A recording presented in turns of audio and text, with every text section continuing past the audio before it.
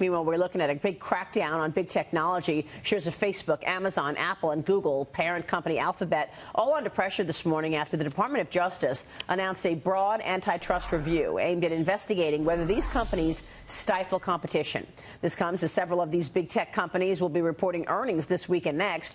Joining us right now to talk more about that is Payne Capital Management President Ryan Payne and Applico CEO Alex Moazed. And it's great to see both gentlemen. Thanks very much for joining us. Thanks, Maria. So I guess let me start with you, Ryan, because these stocks are under pressure this morning. As an investor, what do you want to do when you come in? And the top story in the Journal this morning is this major antitrust inquiry into tech. I mean, down 1.5% isn't exactly major pressure, Maria, so I think it also tells you the market's not overly concerned about it. But I'm just hard-pressed to think any of these stocks or companies are a monopoly. I mean, for instance, Amazon is literally half the revenue of Walmart, so it's hard to justify that they have a monopoly on e-commerce sales or, any sort of retail sales in general.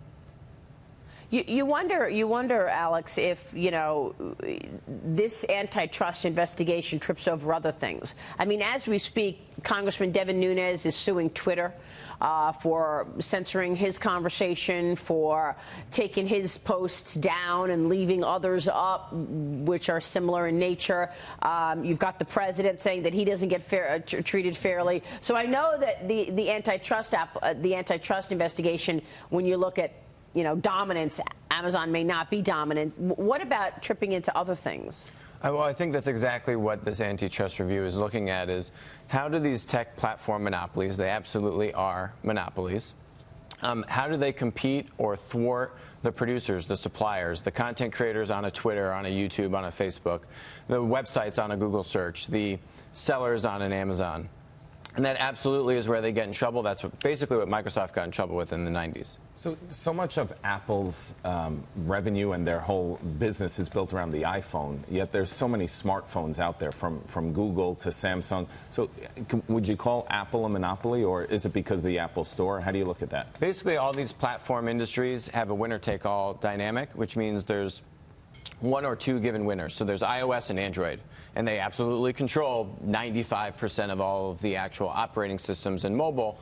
And then you look at, there's an article in the Wall Street Journal this morning about Apple favoring its own apps versus other third-party app developers in the App Store, which is the same thing as Google favoring its own content over Yelp and TripAdvisor and many other sites. And this is where they get in trouble, is when they vertically integrate, or do they compete unfairly with the producers that are supposed to be contributing value or content or apps into the platform's ecosystem. That's kind of what you would call maybe being greedy. Mm-hmm. And it would be, in previous years, unthinkable, maybe, that a Republican administration, that a Republican White House would have its Justice Department reviewing companies in this way. But not with this president, because, again, he has a view.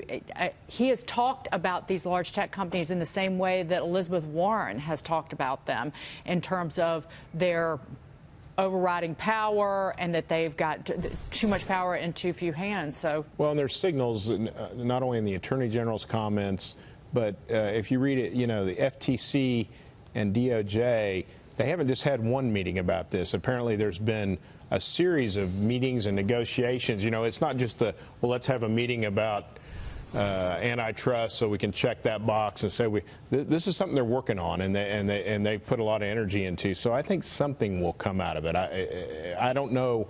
I'm not an antitrust guy, and I'm certainly not a big tech guy. So I don't know what the potential remedies might be if they found problems. I'd be interested.